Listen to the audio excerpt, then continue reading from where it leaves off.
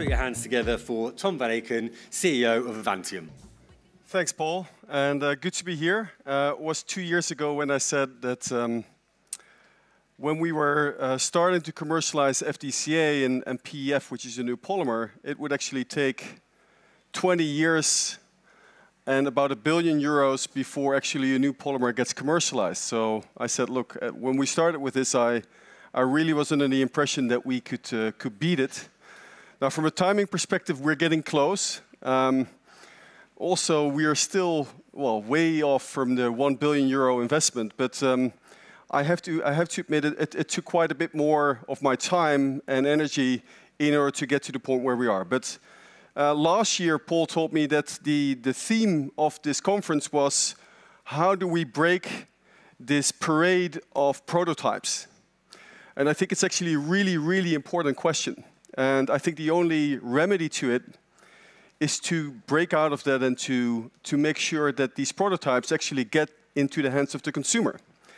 This is exactly what I'm going to talk about today, because we are at the cusp where our technology is going to be produced at such scale where you as a consumer, not only as a colleague in the industry, but also as a consumer, are going to be able to get your hands on a product that we've been working on over the past 20 years. Now, Avantium is a listed company on the stock exchange, so we have to comply, of course, with the regulations of Euronext. I hope I'm not going to make too many forward-looking statements, because otherwise I'm going to be in trouble. What we are is we are an Amsterdam-based company focused on renewable carbon, converting renewable carbon by using chemistry into chemicals and into polymers. The company has been set up as a broader technology company, so we have multiple technologies that we have developed and that we are commercializing. We have recently announced that we're really going to be focusing on FDCA and PEF, as these are our most advanced products, and we are very, very close to the market.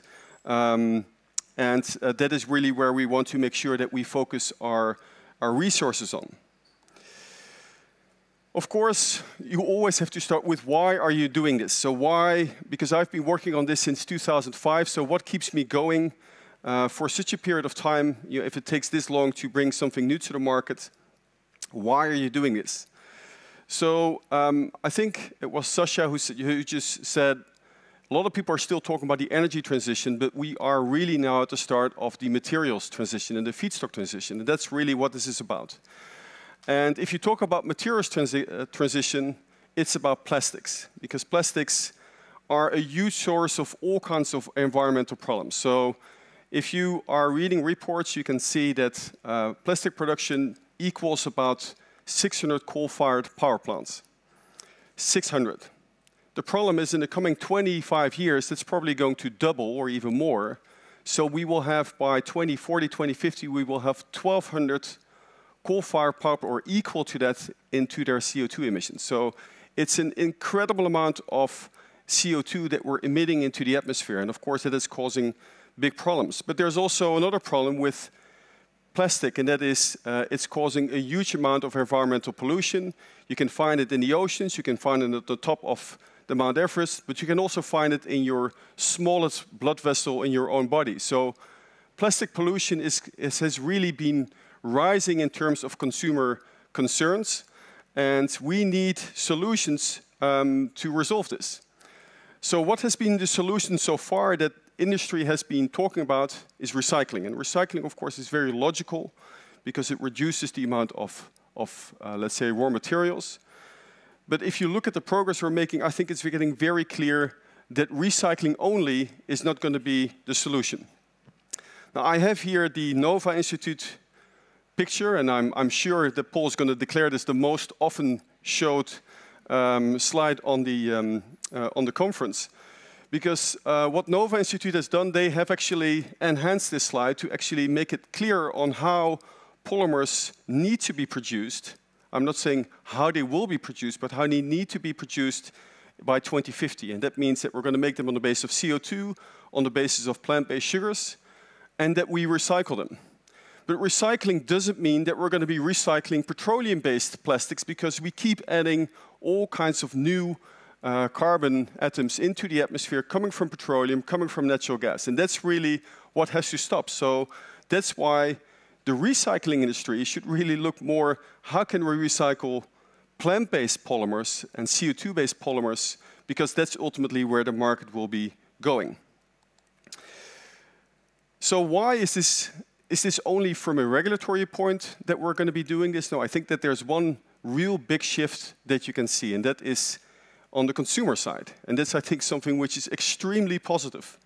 Young consumers are putting more and more pressure on brands, on retailers, to switch over to sustainable products. I was here at these conferences 10 years ago trying to answer questions, are people prepared to pay for this? Well, that question has long been answered. Yes, consumers are prepared to pay for it. And consumers really will opt for these sustainable solutions. So I think in that sense, it's not only the regulatory part, it's also the consumer part that is driving the industry into this direction. You can also see that more and more brand owners are really stepping onto this and really want to also accelerate the materials transition. Now, the funny thing is what hasn't changed over the past 20 years is the discussion, so what's going to be? Is it going to be drop-in molecules or is it going to be new molecules? I get pretty tired, actually, of these discussions because I think that question was already answered a long time ago. It's going to be a mix of. There are going to be certain molecules that are going to be identical. We can make them from carbohydrates, or we can make them from CO2, instead of making them from petroleum. But there are also molecules that are not very likely that we're going to make them from petroleum, but they are very well suited to make them from carbohydrates, like FDCA, like furan dicarboxylic acid, because this is a molecule that is much more logical to make from sugars than, for example, trying to make paraxylene, which a lot of people have tried to do, but which turns out to be incredibly difficult, in particular from an economic perspective. The benefit of some of these new molecules is that you can translate that into performance. And I will show you that because I think that's also been a big part of the learnings at the Avantium side. So FDCA and PEF, what do we mean with this? So what you see here is on the left-hand side of the slide, you see PET. PET is one of the largest polymers in the world. It's made from petroleum. We make it from MEG and terephthalic acid. People have been trying to make those two molecules from sugars. On the MEG side, that is workable, but it's a logical molecule to make from sugars. But the PTA side, so the terephthalic acid part, has been very challenging. What Avantium has done is we start from sugars, we start from renewable carbon, and we looked at another product to replace terephthalic acid, and that is FDCA, furan dicarboxylic acid, which is a very logical molecule to make from sugars, because if you just look at how much carbon you have in there, how much oxygen you have in there, you're actually making use of the functionality of sugars.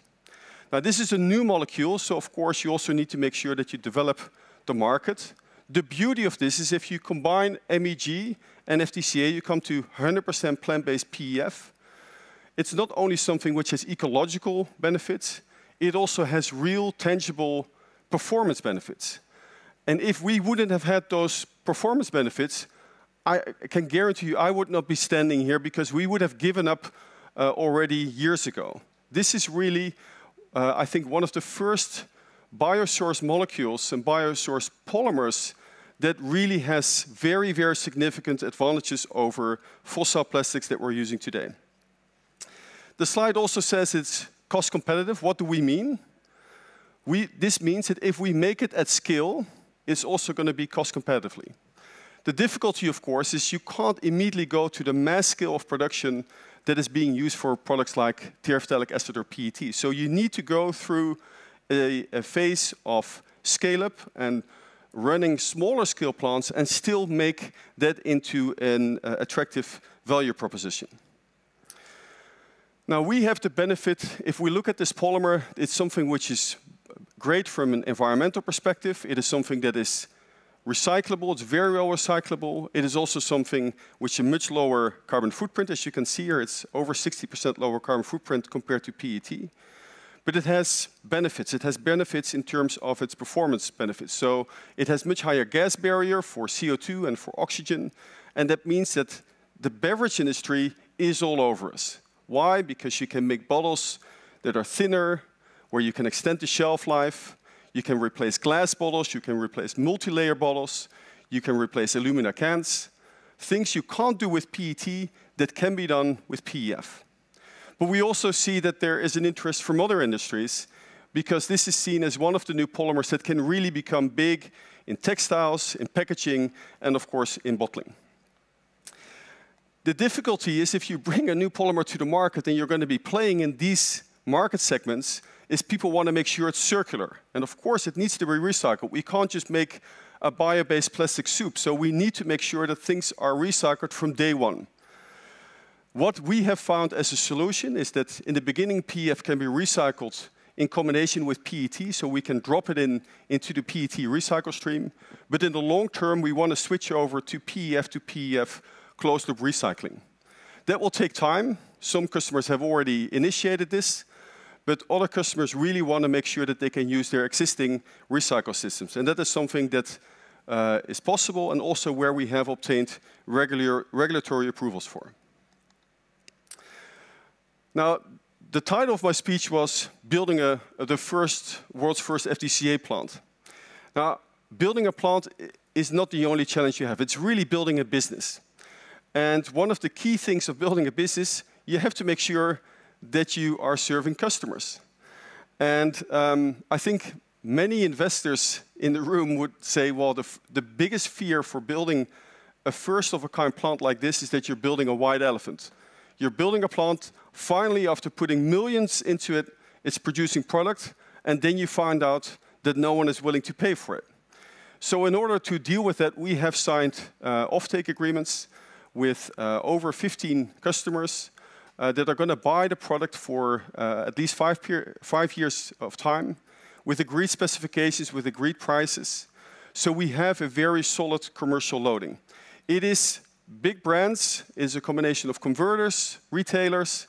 So in that sense, we have really found, I think, a very interesting mixture of customers to make sure that the plant is going to be commercially loaded and that our product, of course, is going to be in the hands of the consumers. So I'm going to pick out a few really interesting applications because I think ultimately this is what's important. This is what's going to translate the prototype into a commercial product. So the first one is Albert Heijn. For all the Dutch people in the room, they will actually probably do their shopping at Albert Heijn. It's one of the largest Dutch supermarket. It's part of Ahold, which is this large supermarket group. And Albert Heijn has committed to start switching in 2025 their fruit juice bottles to PEF. And that means, and this picture was made together with the CEO of Albert Heijn, in my own Albert Heijn, as I call it, because this is closest to my home, to show you this is not a dream, this is just really reality. Next year, people will see our bottles on the shelf and will be able to buy or basically your fruit juice in our bottles. So this is really what I mean with translating prototypes into business. The next one, of course, really also suitable for a hot day like this, is our collaboration with Carlsberg. This is one of the largest European beer brewers, and we're working on multiple forms of beer packaging with Carlsberg. The reason is they really like the combination of an ecological, natural-based packaging, but also with the performance. And what you see here is a bottle which is on the outside is made from wood fibers, and on the inside there's a lining of PEF. And the PEF really makes sure that you can meet the shelf life that the beer brewers would like to achieve. This is a bottle that has already been trialed in 8 European countries. So we think that the market is really going to be ready for this. And also even the conservative market of beer drinkers is ready to move over to something which is more innovative. Then moving over to the plants. So a few years ago, actually, I always showed this slide. And this slide shows you the things we had to get in place to make a positive investment decision. And I know many people in the room are working towards that investment decision, so this is basically what you need to do. You need to have offtake customers, you need to have an engineering contractor, you need to have financing partners, raw material suppliers, you need everything.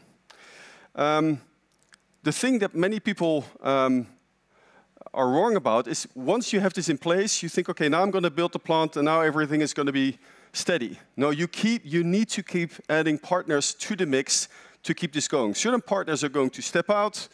Other partners need to get in. We needed more financing. I think it is likely you will need too. So you need to make sure that you are also always working on the various partners that you have for such an investment decision. If you look at Avantium's flagship plant, we secured, I think, very nicely some funding from the European Union. We made sure that we could get access to debt financing from Dutch banks and from InvestNL. And we also had the help of Worley, our engineering contractor, and a group of investors from Groningen, plus the fact that the company is listed. And because we are listed, we've also been able to tap into the capital markets to keep this going. Why is that needed? Well, if you look at this plant that we are building and that we are finalizing construction of, the plant has become significantly more expensive over the past 2 years. Of course, that's because a war broke out, because we had huge inflation. So we had to make sure that we could cover also the financial cost increases of building this plant.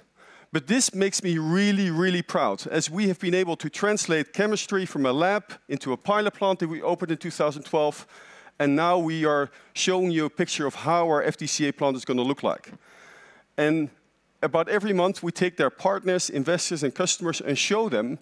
And it is actually quite difficult to show it on a graph like this or in a picture like this. It's much better to actually show it in real life, because then you can see on their expression of their face, this is really happening. This is not a pipe dream, it's not a concept. This is coming to the market. And I think also people in the chemical industry realize that this is now going to be industrialized.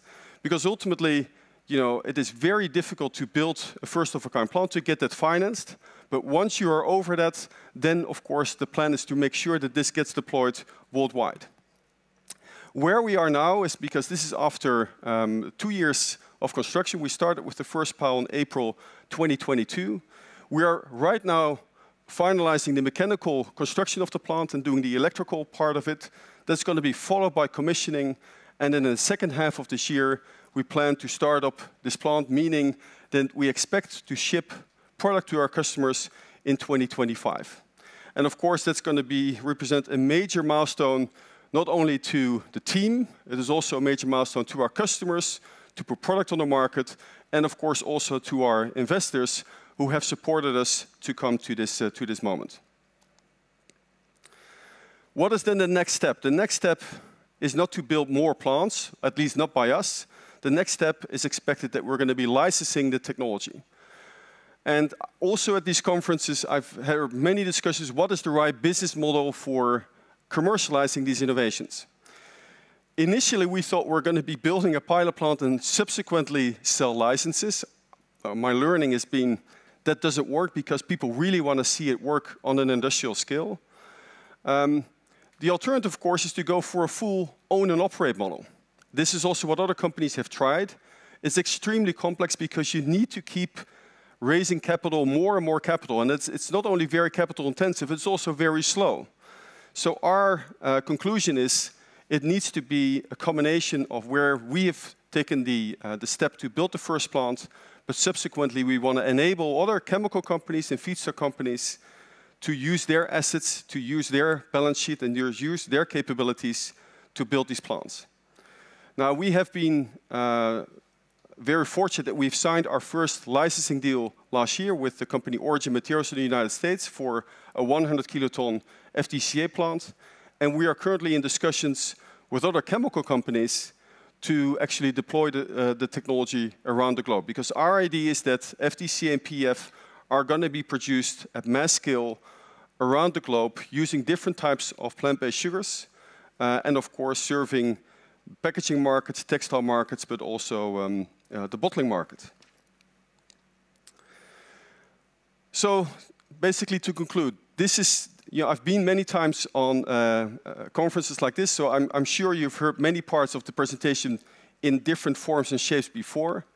The nice thing, this is an example of something that is now really working, that is coming to the market, that's being translated into commercial success.